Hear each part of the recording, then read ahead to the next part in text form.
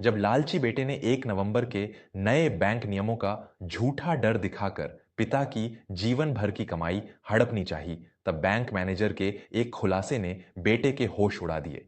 गंगा के पावन तट पर बसे कानपुर शहर के एक अत्यंत पुराने और शांत मोहल्ले में रामस्वरूप जी अपनी पत्नी जानकी के साथ रहा करते थे। रामस्वरूप जी सिंचाई विभाग में एक छोटे से पद पर काम करते थे। उन्होंने अपनी पूरी उम्र ईमानदारी, पसीने और कड़े संघर्ष में बिताई थी। अपनी जवानी के दिनों में उन्होंने अपने पेट को काट कर, अपनी इच्छाओं का गला घोंटकर अपने इकलौते बेटे विनीत को उच्च शिक्षा दिलाई थी। रामस्वरूप जी के पास धन दौलत के नाम पर बस उनके बैंक खाते में रखी उनकी जीवन भर की जमा पूंजी और पेंशन के 25 लाख रुपए थे, जिन्हें उन्होंने बुढ़ापे की लाठी समझकर सहेज कर रखा था। उनका बेटा विनीत अब एक बड़ी निजी कंपनी में काम करता था। विनीत का विवाह रचना नाम की एक अत्यंत महत्वाकांक्षी और चालाक लड़की से हुआ था। विनीत और रचना दोनों ही आधुनिक जीवन शैली के दीवाने थे। उन्हें रामस्वरूप जी और जानकी की सादगी से हमेशा चिढ़ होती थी। वे दोनों अपने माता-पिता को कोई समय नहीं देते थे, लेकिन उनकी गिद्ध जैसी नज़र हमेशा रामस्वरूप जी की उस 25 लाख की जमा पूंजी पर टिकी रहती थी। विनीत अक्सर व्यापार या नई गाड़ी के नाम पर अपने पिता से पैसे ऐंठने की कोशिश करता, लेकिन रामस्वरूप जी हमेशा यही कहते कि यह पैसा उनके बुढ़ापे के इलाज और संकट के समय के लिए है। अक्टूबर का महीना समाप्त होने वाला था। घर में हल्की हल्की ठंड ने दस्तक दे दी थी। एक शाम रामस्वरूप जी दालान में बैठकर अखबार पढ़ रहे थे और जानकी उनके लिए चाय ला रही थी। तभी विनीत और रचना अत्यंत घबराए हुए और हड़बड़ी का नाटक करते हुए घर में घुसे। विनीत के हाथ में उसका मोबाइल था और उसके चेहरे पर एक झूठा डर साफ दिखाई दे रहा था। विनीत ने हाँफते हुए और चिंतित स्वर में कहा, पिताजी, क्या आपने आज की सबसे बड़ी खबर नहीं सुनी? आप तो दिन भर अखबार लेकर बैठे रहते हैं। 1 नवंबर से सरकार और रिजर्व बैंक के 10 नए और बहुत कड़े नियम लागू हो रहे हैं। पूरे देश में हड़कंप मचा हुआ है। रामस्वरूप जी ने अपना चश्मा ठीक करते हुए आश्चर्य से पूछा, कैसा नियम बेटा? मुझे तो अखबार में ऐसी कोई खास खबर नहीं दिखी। सब ठीक तो है ना? रचना ने तुरंत बीच में बोलते हुए कहा, अरे बाबूजी, आप अंदर के पन्ने नहीं पढ़ते ना? 1 नवंबर से बैंक उन सभी बुजुर्गों के खाते पूरी तरह से जब्त कर रहा है और रोक लगा रहा है, जिनके खाते बहुत पुराने हैं और जिनमें 5 लाख से अधिक की राशि पड़ी हुई है। सरकार का मानना है कि जो लोग इस पैसे का उपयोग व्यापार में नहीं कर रहे, उनसे भारी कर वसूला जाएगा। हमारे पड़ोस वाले शर्मा अंकल के भी 8 लाख रुपए बैंक ने रोक दिए हैं। विनीत ने अपनी पत्नी की बात का समर्थन करते हुए और डर का माहौल बनाते हुए कहा, हाँ पिताजी, रचना बिल्कुल सच कह रही है। नियम इतने कड़े हो गए हैं कि अगर आपने 1 नवंबर से पहले अपने वो 25 लाख रुपए किसी चालू व्यापारिक खाते में नहीं भेजे, तो आपका खाता हमेशा के लिए बंद हो जाएगा और सारी जीवन भर की कमाई सरकारी खजाने में चली जाएगी। आप एक काम कीजिए, कल ही बैंक जाकर वो सारे पैसे मेरे नए व्यापारिक खाते में हस्तांतरित कर दीजिए। मेरे खाते में व्यापार के नियम लागू होते हैं, वहां आपका एक भी पैसा नहीं कटेगा। जब आपको जरूरत होगी, मैं आपको दे दूंगा। रामस्वरूप जी का हृदय यह सुनकर जोर से धड़कने लगा। वह 25 लाख रुपए उनके 40 साल के पसीने की कमाई थी। उन्हें बैंकिंग के नए तकनीकी नियमों का अधिक ज्ञान नहीं था और न ही वे इंटरनेट चलाना जानते थे। एक पिता होने के नाते उन्होंने अपने बेटे के उस झूठे डर को सच मान लिया। जानकी ने भी घबराते हुए अपने पति से कहा, सुनते हो, विनीत सही कह रहा है। आजकल रोज नए नियम आते रहते हैं। हमारी जीवन भर की कमाई कहीं मिट्टी में न मिल जाए। तुम कल ही जाकर पैसे विनीत के नाम कर दो। आखिर है तो अपना ही खून, हमारे पैसे इसके पास ही सुरक्षित रहेंगे। रामस्वरूप जी ने भारी मन से हामी भर दी। उन्हें रात भर नींद नहीं आई। मेरे आत्मीय श्रोताओं, मैं आपका अपना विवेक वर्मा। हमारे समाज में आज भी ऐसे लाखों बुजुर्ग हैं जिन्होंने अपना पूरा जीवन अपने बच्चों को पालने में खपा दिया, लेकिन तकनीक और नए नियमों के नाम पर आज वही बच्चे उन्हें सबसे ज्यादा डराते हैं। एक पिता पूरी दुनिया से लड़ सकता है, लेकिन वह अपने ही खून के छल को नहीं पहचान पाता। लालच इंसान को इतना अंधा कर देता है कि वह जन्म देने वाले माता पिता को भी मूर्ख बनाने से नहीं चूकता। क्या आपके आसपास भी कोई बुजुर्ग ऐसे ही अपनों के धोखे का शिकार हो रहा है? अगर इस कहानी ने आपके हृदय के किसी तार को गहराई से छुआ है और आप मानते हैं कि बुजुर्गों का सम्मान और उनकी आर्थिक आजादी सबसे जरूरी है, तो बिना एक क्षण गंवाए अपने इस परिवार वर्मा स्टोरीज को अभी सब्सक्राइब कर लें। आपका एक सब्सक्राइब हमें ऐसी ही गहराई से जुड़ी, संस्कारवान और समाज को आईना दिखाने वाली सच्ची कहानियां आप तक पहुंचाने का साहस देता है। कृपया अभी सब्सक्राइब करें और हमारे इस सफर के साथी बने। चलिए देखते हैं कि रामस्वरूप जी के जीवन में यह अंधकार क्या मोड़ लेता है। अगली सुबह रामस्वरूप जी अपनी छड़ी टेकते हुए और हाथ में अपना पुराना झोला लिए बैंक पहुंच गए। यह वही बैंक था जहां से उन्होंने जीवन भर अपनी तनख्वाह निकाली थी। बैंक के शाखा प्रबंधक श्रीवास्तव जी एक अत्यंत सुलझे हुए, ईमानदार और रामस्वरूप जी का बहुत आदर करने वाले व्यक्ति थे। वे रामस्वरूप जी को पिछले 10 वर्षों से जानते थे। रामस्वरूप जी धीरे धीरे चलते हुए श्रीवास्तव जी के कक्ष में पहुंचे। उनके हाथ कांप रहे थे। उन्होंने अपनी पासबुक और एक चेक श्रीवास्तव जी की मेज पर रख दिया।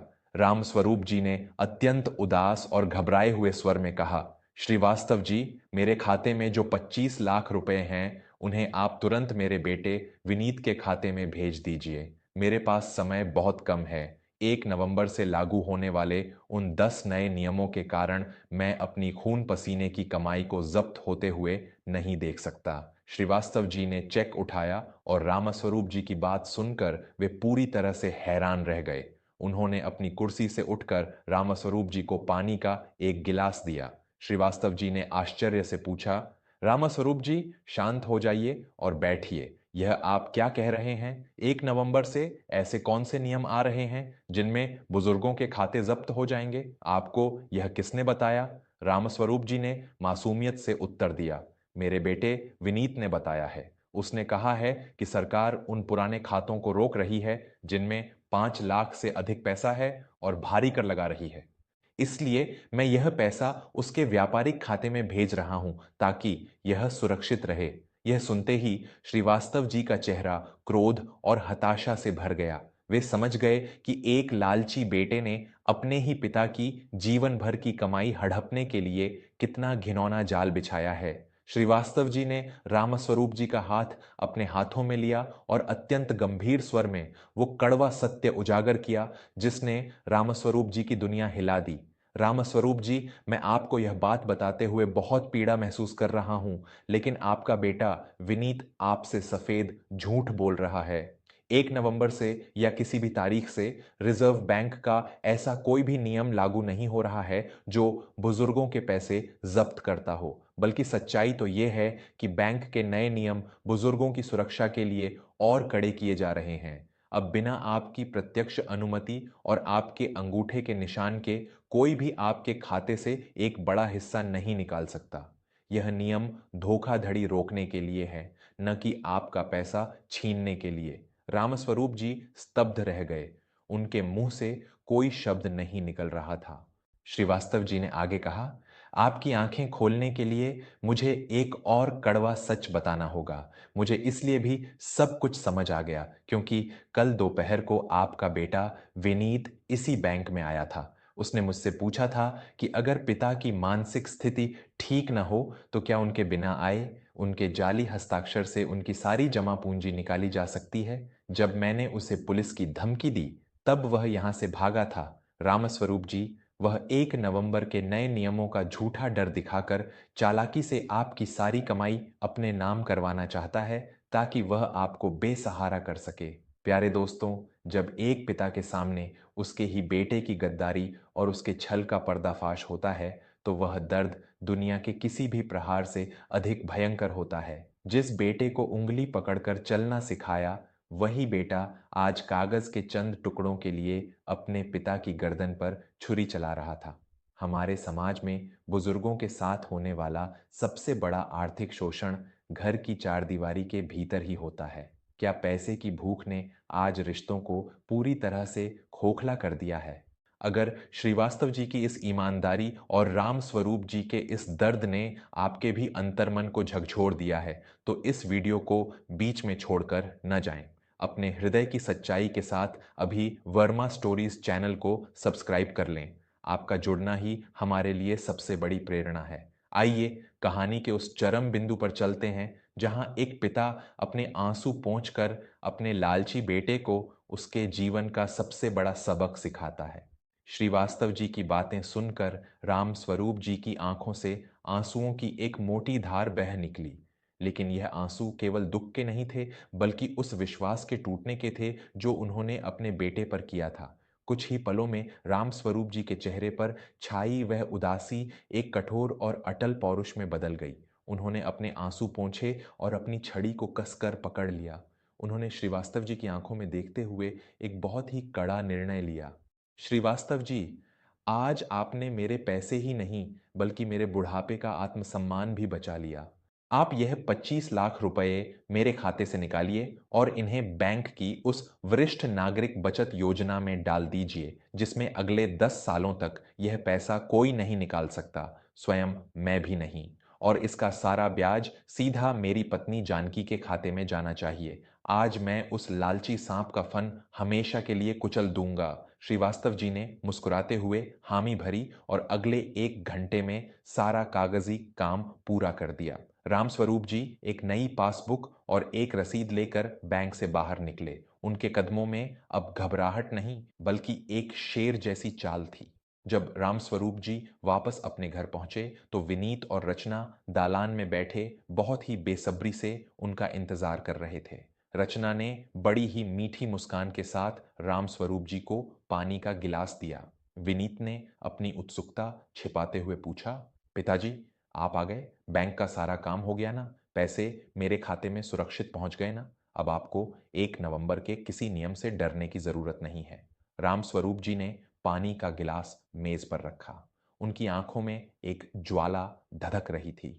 उन्होंने अपनी जेब से वह नई पासबुक और रसीद निकाली और विनीत के मुंह पर फेंक कर मारी। रामस्वरूप जी की कड़कदार आवाज पूरे घर में गूंज उठी। हाँ विनीत, मैंने अपने पैसे 1 नवंबर के नियमों से पूरी तरह सुरक्षित कर दिए हैं, लेकिन तुम्हारे खाते में डालकर नहीं, बल्कि बैंक की वरिष्ठ नागरिक योजना में अगले 10 सालों के लिए बंद करके। अब यह पैसा न मैं निकाल सकता हूं और न ही तुम्हारे जैसा लालची और धोखेबाज बेटा इसे छू सकता है।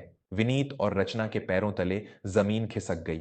उनके चेहरों का रंग उड़ गया। विनीत हकलाते हुए बोला, यह आपने क्या किया पिताजी? 1 नवंबर से आपके पैसे डूब जाएंगे। आप मेरी बात क्यों नहीं समझ रहे?